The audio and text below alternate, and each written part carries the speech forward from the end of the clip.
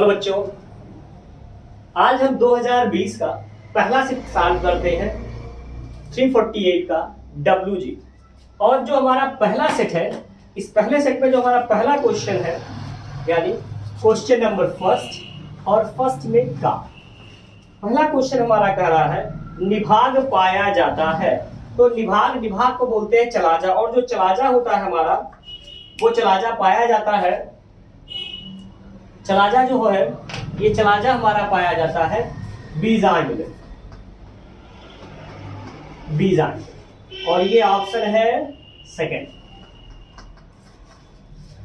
दूसरा क्वेश्चन हमारा है खाद्य श्रृंखला में मनुष्य, और ये क्वेश्चन कोरोना काल में क्या हो गया है, आउट ऑफ सिलेबस हो गया है। क्यों?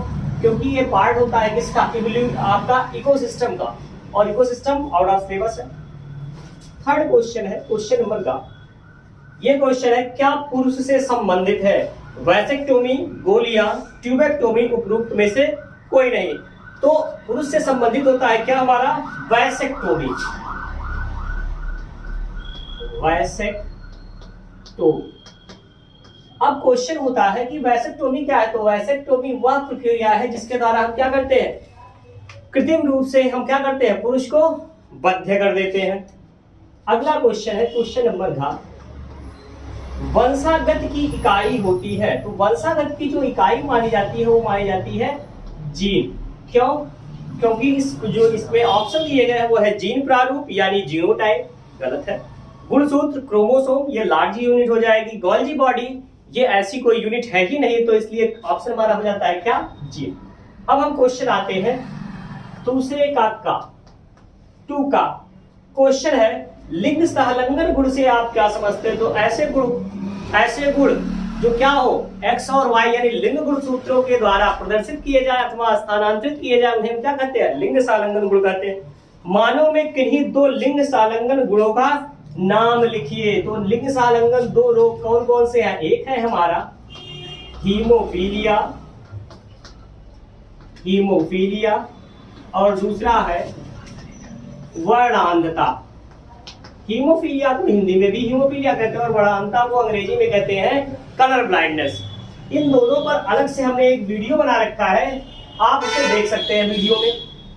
अगला क्वेश्चन है का पुनरुत्पादन द्वारा जन्म करने वाले 2 जंतुओं का नाम लिखिए। तो ये हमारा होता है क्या, चैप्टर फर्स्ट का, ठीक, रिप्रोडक्शन ऑर्गेनिज्म। तो ये भी क्या है, आउट ऑफ सिलेबस क्वेश्चन है। अगला है किन्हीं 2 आवासीय फलों के नाम लिखिए। तो आवासीय फल एक हमारा होता है स्ट्रॉबेरी, स्ट्रॉबेरी, और दूसरा हमारा होता है क्या, सेब। अगला क्वेश्चन कह रहा है जलीय परागण करने वाले किन्हीं 2 पौधों के नाम लिखिए। तो सबसे कॉमन एग्जांपल है कमल और हाइड्रिल। अगला क्वेश्चन है तीसरे का क्वेश्चन है एंटमीबा द्वारा कौन सी बीमारी उत्पन्न होती है। तो एंटमीबा हिस्टोरिटिका से जो बीमारी है उसी को हम कहते हैं क्या, खूनी पेचिस, या इसी को कहते हैं अमीबासिस, या इसी को कहते हैं आमातिसार, या अंग्रेजी में इसी को बोलते हैं ब्लड डायसेंट्री। फिर कह रहा है कि इसका नियंत्रण कैसे हो सकता है। तो कंटामिनेटेड फूड और वाटर से अगर हम बचे तो क्या होगा, इसका नियंत्रण हो जाएगा, यानी दूषित भोजन और दूषित पानी के द्वारा ही क्या होता है, इस रोग का संचरण एक जीव से दूसरे जीव में होता है। अगला है सहजीविता एवं परजीविता में अंतर स्पष्ट कीजिए। हाँ, क्वेश्चन है सहजीविता, तो सहजीविता ये क्या करता है, ये पॉजिटिव रिलेशन सिखाता है। जब दोनों जीवों को क्या हो, एक दूसरे से लाभ प्राप्त हो, तो इसे क्या कहते हैं, सहजीविता कहते हैं। उदाहरण, बेस्ट एग्जांपल इसका होता है लाइकेन। उदाहरण क्या है, लाइकेन। और जो लाइकेन होता है इसमें सिम्बायोटिक एसोसिएशन होता है किसका, एल्गी और फंगी का, यानी या कवक और शैवाल का सहजीवी संबंध प्रदर्शित करता है। अगला है इसी में क्वेश्चन था परजीविता, पर यानी दूसरे पर, तो यानी क्या होगा, एक स्पीशीज को लाभ हो लेकिन दूसरी स्पीशीज को क्या हो जाए, नुकसान हो जाए। तो ऐसा संबंध क्या है, परजीविता कहलाता है। यानी एक जीव दूसरे जीव पर निर्भर हो और उससे अपना पोषण प्राप्त करे और बदले में उस जीव का क्या करे, नुकसान कर दे। तो जितने भी परजीवी है सब परिजीता के उदाहरण माने जाते हैं। जैसे इसका सबसे कॉमन एग्जाम्पल है क्या, जू, जिसे हम क्या कहते हैं, एक्टोपैरासाइट कहते हैं, यानी बाह्य परजीवी, या इसी को अंग्रेजी में कहते हैं क्या, पेडिकुलस। अगला क्वेश्चन है फिर गा, 3 का गा क्वेश्चन। गा क्वेश्चन कह रहा है क्या, कोडान और एंटी कोडान में अंतर स्पष्ट कीजिए। तो कोडान ऐसे जीव जो क्या होते, यानी अमीनो अम्लों के क्षारकों या नाइट्रोजन क्षारकों का ऐसा अनुक्रम जो कि 3 की संख्या में पाए जाए, उन्हें हम कोडान कहते हैं। और इन्हीं कोडान्स को रिसीव करने के लिए ट्रांसफर आरएनए की एंटी कोडान आर्म पर पाए जाने वाले कोडानों का समूह क्या कहलाता है, एंटी कोडान कहलाता है, एंटी कोडान कहलाता है। कोडानों की कुल संख्या कितनी होती है, 64 होती है, जिसमें से 3 मेन कोडान होते हैं जिन्हें AUG, UAG और UAA कहते हैं। एंटी कोडान कोडान से क्या होते हैं, ठीक अपोजिट वर्क करते हैं और बॉन्ड बनाने के लिए कोडान से कैपेबल होते हैं। अगला क्वेश्चन है 3 का, ग्रीन हाउस प्रभाव पर एक टिप्पणी लिखिए।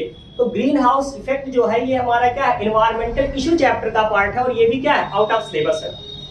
फिर है अगला क्वेश्चन 3 का अंगा क्वेश्चन है, बहितमल उपचार में सूक्ष्म जीवों के महत्व को स्पष्ट कीजिए। तो बहितमल, अब क्वेश्चन यही है, पहली चीज बहितमल क्या है। तो घर से निकलने वाला घरेलू अपशिष्ट, उद्योगों से निकलने वाला औद्योगिक अपशिष्ट, कारखानों से निकलने वाला औद्योगिक अपशिष्ट, ये क्या होते हैं, ये सारे अपशिष्ट पदार्थ जो जलीय फॉर्म में पाए जाते हैं उन्हीं को हम क्या कहते हैं, बहितमल कहते हैं। बहितमल का जो उपचार किया जाता है, बहितमल का जो उपचार होता है वो 2 भागों में संपन्न होता है। पहला होता है बहितमल का प्राथमिक उपचार और दूसरा होता है बहितमल का द्वितीयक उपचार। प्राथमिक उपचार प्रक्रिया के द्वारा हम बहितमल से केवल क्या करते हैं, हल्के जो तैरने वाले पदार्थ होते हैं उन्हें ऊपर से छानकर अलग कर लेते हैं और जो भारी पदार्थ होते हैं उन्हें नीचे से छानकर अलग कर लेते हैं, स्लज के रूप में बाहर निकाल लेते हैं। जबकि द्वितीयक उपचार में हम बहितमल में जो हमारे खुलित जीव अशुद्धियां हैं, उन खुलित अशुद्धियों को दूर करने के लिए हम क्या करते हैं, सूक्ष्म जीवों का उपयोग करते हैं, सूक्ष्म जीवों का उपयोग करते हैं। यानी जो सूक्ष्म जीव है इनका प्रयोग हम बहितमल में कहाँ करते हैं, द्वितीयक उपचार के लिए करते हैं। द्वितीयक उपचार प्रक्रिया के द्वारा सूक्ष्म जीव को पहले हम वायवीय अवस्था में जो हमारा द्वितीयक पॉइंट होता है उसमें डालते हैं और फर्मेंटेट कराते हैं। फिर हम क्या करते हैं, उसी जल को फिर क्या करते हैं, एनारोबिक कंडीशंस में यानी अवायवीय अवस्था में फर्मेंटेट कराते हैं। दोनों ही अवस्था में फर्मेंटेशन के पश्चात जो हमारा द्वितीयक पॉइंट होता है सूक्ष्म जीवों के फर्मेंटेशन के पश्चात उसका बीओडी लेवल कम हो जाता है। फिर इस बीओडी लेवल को मेंटेन करने के लिए हम क्या करते हैं, उसमें ऑक्सीजन मिलाते हैं। इस प्रकार जो जल हमारा लास्ट में प्रिपेयर होता है वो क्या होता है, प्योर वाटर होता है, जिसे हम किसी भी फ्रेश बॉडी में मिला सकते हैं। तो क्वेश्चन के अनुसार कि हम बहितमल, क्वेश्चन हमारा कह रहा है कि सूक्ष्म जीवों का महत्व, तो सूक्ष्म जीवों का हम क्या करते हैं, बहितमल की कंडीशंस में द्वितीयक उपचार के लिए हम क्या करते हैं, सूक्ष्म जीवों का प्रयोग करते हैं। अगला क्वेश्चन है 4 का क्वेश्चन है, हार्डी-वेनबर्ग के नियम को स्पष्ट कीजिए। और हार्डी-वेनबर्ग लॉ जो है ये इवोल्यूशन का पार्ट है, ये भी आउट ऑफ सिलेबस है। फिर क्वेश्चन है, मिलर के प्रयोग का स्वच्छ एवं निम्नांकित चित्र बनाइए। और मिलर का जो प्रयोग है ये आपको पता होना चाहिए, ये पार्ट है किसका, वर्जिन ऑफ लाइफ का, और वर्जिन ऑफ लाइफ इवोल्यूशन का पार्ट है और इवोल्यूशन आउट ऑफ सिलेबस है। अगला क्वेश्चन है 3 का, एंटीबायोटिक को परिभाषित कीजिए। एंटीबायोटिक तो ऐसे रासायनिक पदार्थ जिनका हम प्रयोग किसी भी बैक्टीरियल या माइक्रोबियल इन्फेक्शन के अगेंस्ट करते हैं तो इसे ही हम क्या कहते हैं, एंटीबायोटिक्स कहते हैं। फिर क्वेश्चन है कि पेनिसिलिन की खोज किसने की। पेनिसिलिन की खोज किसने की, तो अलेक्जेंडर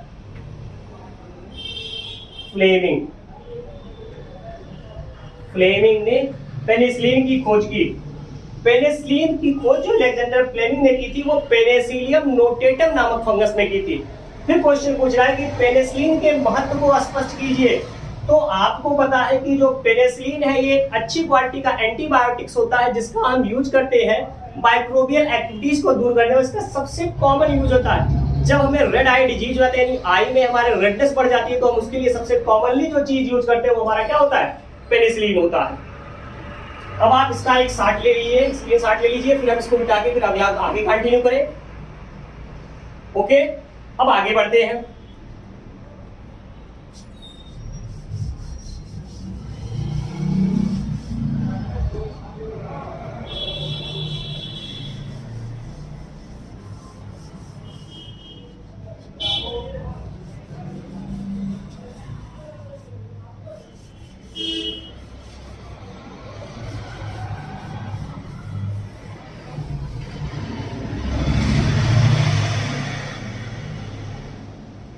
अगला क्वेश्चन है 5, क्वेश्चन नंबर 5 का क्वेश्चन है अंडाणु जनन से क्या समझते हैं, सचित्र वर्णन कीजिए। तो अंडाणु जनन यानी आपका हो गया megasporogenesis in case of plant, लेकिन इसमें अंडाणु जनन कर रहा है तो ये मेगास्पोरोजेनेसिस ना होकर के oogenesis हो जाएगा, oogenesis। तो इसे कहते हैं फॉर्मेशन ऑफ ओवम, यानी जब हम क्या करें, जब हम निर्माण करें किसका, ओवम, यानी हिंदी में इसको कह देंगे अंड का निर्माण करें, तो यही प्रक्रिया क्या कहलाएगी, oogenesis, अंडाणु जनन कहलाती है। फिर कह रहा है इस प्रक्रिया का सचित्र वर्णन करें, तो चित्र आप बुक से देख लीजिएगा। अगला है क्वेश्चन फिर कि नर पुरुष के जनन तंत्र का स्वच्छ एवं निम्नांकित चित्र बनाइए, तो इसको हम बाद में आपको बता देंगे। अगला क्वेश्चन है डीएनए फिंगरप्रिंटिंग से आप क्या समझते हैं, समझाइए। तो DNA fingerprinting, DNA finger printing, अब क्या कह रहा है, इसमें सबसे पहली चीज होती है collection of sample, collection of sample, यानी जो सैंपल है जिसकी हमें फिंगरप्रिंट बनानी है, उस फिंगरप्रिंट के लिए हम डीएनए के सैंपल का कलेक्शन करें। तो फिर क्वेश्चन होता है किन किन चीजों को हम as a DNA sample prefer कर सकते हैं। तो सर के बाल से लेकर के पैर के नाखून तक के जितने भी पार्ट हैं, उन सारे पार्टों को हम एज ए सैंपल डीएनए के कलेक्शन के लिए क्या कर सकते हैं, प्रेफर कर सकते हैं। दूसरी चीज होता है separation of DNA, separation of DNA, यानी उसमें से हमें क्या करना होगा, डीएनए को छांटकर अलग करना होगा ताकि हम डीएनए की आगे की प्रक्रिया को कर सके। तीसरा होता है कॉपी ऑफ डीएनए।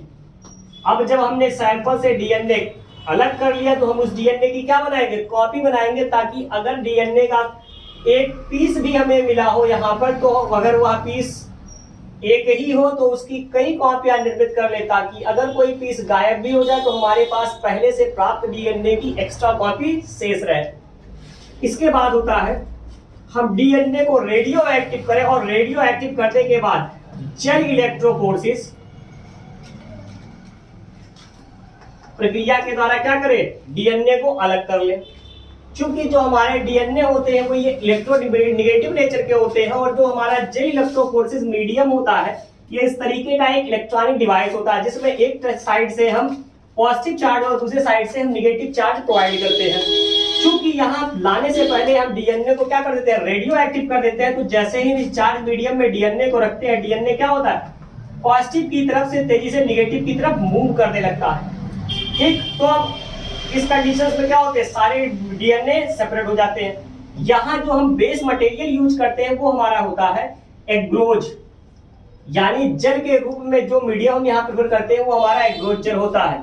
इस मीडियम में जब डीएनए सेपरेट हो जाते हैं तो हम इलेक्ट्रिक सप्लाई बंद कर देते हैं और इन पर ब्लू लाइट डालते हैं। इससे क्या होता है, हमारे रेडियो एक्टिव मटेरियल जो डीएनए है वो क्या करते हैं, साइन करने लगते हैं, चमकने लगते हैं। फिर हम इन्हें काट कर निकाल लेते हैं और एग्रोज जेल को डिसॉल्व करके डीएनए को क्या कर लेते हैं, सेपरेट कर लेते हैं। नेक्स्ट पॉइंट होता है फिर प्रिंट ऑफ डीएनए, जो डीएनए हमने यहाँ से सेपरेट किया है उस डीएनए का हम एक फोटोग्राफिक प्लेट पर प्रिंट लेते हैं और प्रिंट लेने के बाद फिर लास्ट पॉइंट हमारा होता है matching of DNA. Matching of DNA यानी जो डीएनए हमने यहाँ लिया है इस तरीके से, इस प्रक्रिया के द्वारा जो प्रिंट हमने बनाया है, तो हम दो टाइप की प्रिंट बनाते हैं। एक फॉरेन डीएनए की प्रिंट जो हमें उस स्पॉट से मिला था जहां कोई क्रिमिनल इन्वेस्टिगेशन या आइडेंटिफिकेशन ऑफ फादर के लिए हमने जीन लिया था, तो वो हमारा क्या हो गया फॉरेन डीएनए। और दूसरा हमारा डिजायर्ड डीएनए यानी वह डीएनए जिससे हमें उसकी मैचिंग करानी है। इन दोनों की मैचिंग का जो प्रोसेस है वही क्या कहलाया मैचिंग ऑफ डीएनए। इस प्रकार की मैचिंग के बाद अगर सिमिलरिटी 90% से अबव होती है तो वह मैचिंग एक्यूरेट मान ली जाती है। ठीक, तो ये प्रक्रिया हो गई हमारी क्या डीएनए फिंगरप्रिंटिंग। अगला क्वेश्चन है प्रदूषण को परिभाषित कीजिए, जल प्रदूषण कैसे नियंत्रित कर सकते हैं। ये भी क्वेश्चन क्या है आउट ऑफ सिलेबस है। अगला है फिर 6 का घा में फर्स्ट थैलेसीमिया।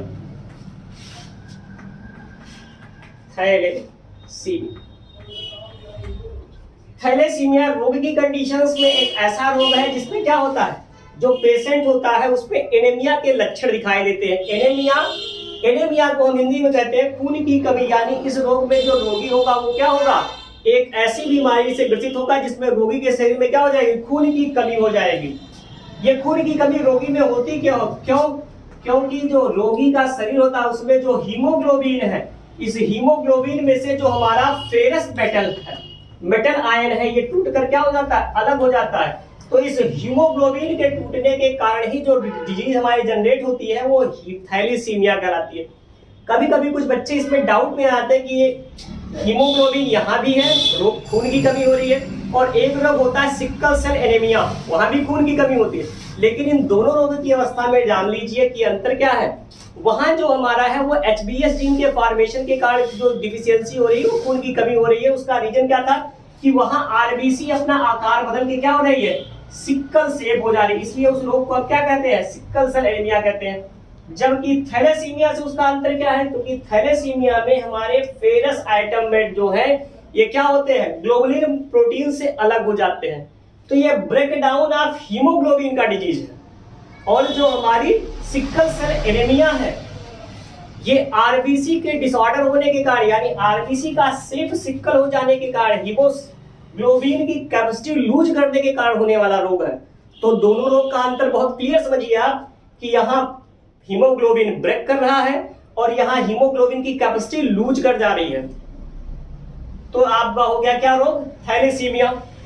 अगला इसी में है बायोस्फीयर क्या है। जब हमारा जो बायोम होता है ग्रुप ऑफ बायोम्स, तो ये किसका निर्माण करता है ये बायोस्फीयर का निर्माण करता है। और जो बायोस्फीयर होता है ये हमारा लार्ज स्केल पर बायोम को रिप्रेजेंट करने की यूनिट मानी जाती है। अगला क्वेश्चन है जैव विविधता से आप क्या समझते हैं, इसको कैसे संरक्षित किया जाता है। तो जैव विविधता इसको बोलते हैं बायोडायवर्सिटी। जिस किसी भी स्थान पर जब जीवों की संख्या में अंतर अधिक हो जाता है यानी कई प्रकार के जीव जब एक साथ एक ही स्थान पर पाए जाते हैं तो उसे हम किससे प्रदर्शित करते हैं जैव विविधता से प्रदर्शित करते हैं। जिस स्थान पर जैव विविधता अधिकतम होती है वह स्थान कहलाता है हॉट स्पॉट। ठीक, फिर कह रहा है इसको कैसे संरक्षित किया जाता है। तो जैव विविधता को संरक्षित करने के दो माध्यम है, एक हमारा होता है इन सीटू कंजर्वेशन और दूसरा हमारा होता है ex situ conservation. In situ conservation को हिंदी में कहते हैं स्वास्थानीय संरक्षण और एक्स सीटू कंजर्वेशन को हम कहते हैं उत्स्थानीय संरक्षण। स्वास्थानीय संरक्षण विधि वह संरक्षण विधि है जिसमें हम क्या करते हैं जीवों को उसके निश्चित प्राकृतिक आवास या प्राकृतिक वास स्थान में ही क्या करते हैं हम संरक्षण प्रदान कर देते हैं। तो यह प्रक्रिया क्या है स्वास्थानीय संरक्षण। जब हम जीवों को उसके निर्धारित प्राकृतिक वास स्थान में संरक्षण दे पाने में क्या है संभव नहीं हो रहा है या सक्षम नहीं है तो हम उस जीव को क्या करते हैं वहां से ले आकर के अपने द्वारा बनाए गए कृत्रिम प्राकृतिक स्थान में क्या करते हैं संरक्षण प्रदान करते हैं। यह प्रक्रिया क्या कहलाती है उत्स्थानीय संरक्षण कहलाती है। इसका एक स्क्रीनशॉट ले लें फिर हम आगे बताएं आपको।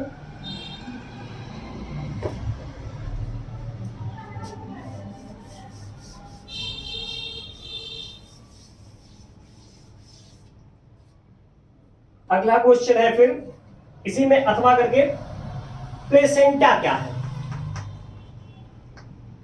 प्लेसेंटा, तो जो प्लेसेंटा होता है ये कनेक्शन ब्रिज होता है किसके किसके बीच में? मदर और फीटस के बीच में।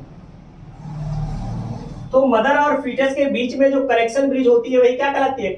प्लेसेंटा कहलाती है। और प्लेसेंटा जो होती है इसको लार्जेस्ट टेम्पोररी इंडोक्राइन ग्लैंड कहते हैं। इंडोक्राइन ग्लैंड कहते हैं, यानी टेम्परेरी अवस्था में जो सबसे बड़ी अंतःस्रावी ग्रंथि होती है वो भी हमारी क्या होती है? प्लेसेंटा होती है। जो प्लेसेंटा होती है ये फर्टिलाइजेशन के बाद 1 वीक में ही इसका फॉर्मेशन स्टार्ट हो जाता है। और प्लेसेंटा के निर्माण के पश्चात जो सबसे पहला हार्मोन सिक्रीट होता है वो होता है हमारा HCG। और जो HCG होता है इसे हम कॉमन भाषा में कहते हैं प्रेगनेंसी डिटेक्टिंग हार्मोन्स। ठीक, अब जो प्लेसेंटा है इसकी एक खासियत होती है कि मदर से फीटस के शरीर में जो भी मटेरियल ट्रांसफर होने हैं वो किसके थ्रू होता है? प्लेसेंटा के थ्रू होता है। और यह क्वाड स्ट्रक्चर में पाया जाता है जिसका काम होता है कि जो फीचर्स हो इसको मदर से प्रॉपर क्या करना है? यूनिट किए रहना। जो प्लेसेंटा होता है इसका निर्माण जब भी होता है ये कहाँ होता है? वेजाइनल पार्ट में होता है और ये वेजाइनल वॉल में फिक्स होता है। कुछ लोगों का क्वेश्चन होता है कि नहीं प्लेसेंटा जो है जब 1 वीक के बाद बन रही तो ये फैलोपियन ट्यूब में क्यों नहीं बनती? तो रीजन ये होता है कि जो फैलोपियन ट्यूब होती है, फैलोपियन ट्यूब में वेजाइनल वॉल के समान फिक्सिंग पार्ट नहीं पाए जाते, इसलिए ऐसा होता है। प्लेसेंटा की पोजीशन के हिसाब से जो प्लेसेंटा होती है इसकी टाइप भी बनती है। अगला है बायोमैग्निफिकेशन। बायोमैग्निफिकेशन, जब किसी एक्वेटिक बॉडीज में क्या होता है? पोल्यूशन की मात्रा बढ़ जाती है तो उस कंडीशंस में जो वहां रिचेस्ट कम्युनिटी पाई जाती है उसमें डिफिशियंसी देखी जाती है। तो यही चीज क्या कहलाता है? हमारा बायोमैग्निफिकेशन कहलाता है। अगला है क्वेश्चन, संकटग्रस्त जातियों से आप क्या समझते हैं? संरक्षण के लिए किए गए विभिन्न प्रकार के उपायों का वर्णन कीजिए। तो ऐसी जातियां या ऐसी प्रजातियां जो क्या हो विलुप्ति के कगार पर हो इन्हें हम क्या कहते हैं? संकटग्रस्त जातियां कहते हैं। और संकटग्रस्त जातियों के संरक्षण के लिए जो हमारे उपाय किए जाते हैं वो क्या है? In situ conservation, in situ conservation, और दूसरा है एक्स सीटू कंजर्वेशन जो हमने अभी आपको थोड़ी देर पहले बताया है। अगला क्वेश्चन है फिर इसी में अथवा करके, व्यसन से आप क्या समझते हैं? तो व्यसन को कहते हैं एडिक्शन।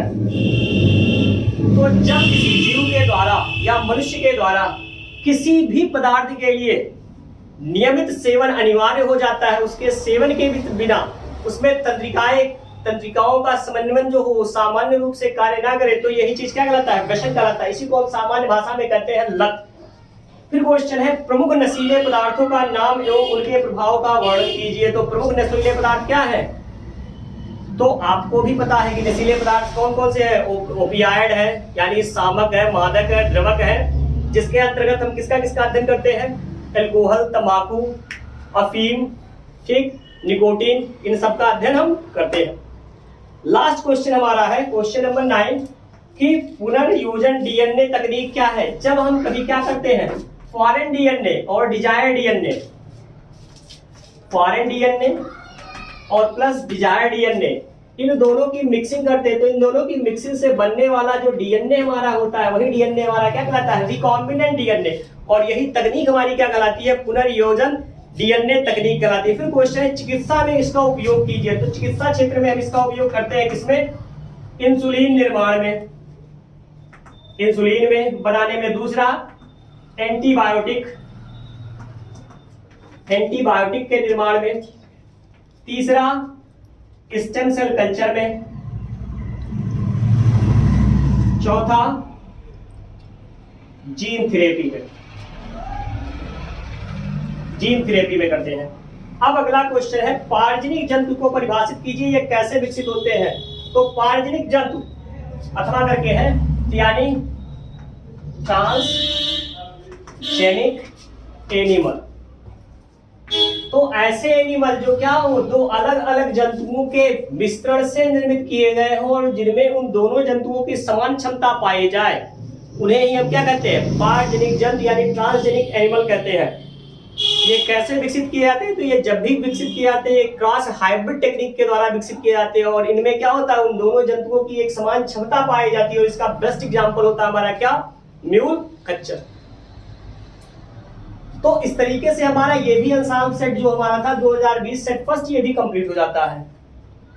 अगर ये हमारा वीडियो आपको अच्छा लगा हो तो इसे आप लाइक, सब्सक्राइब और शेयर करते रहिए, और साथ ही साथ क्वेश्चन पेपर के लिए आप हमारे टेलीग्राम लिंक पर जाकर क्वेश्चन पेपर वहां से भी डाउनलोड कर सकते हैं। Okay, thank you.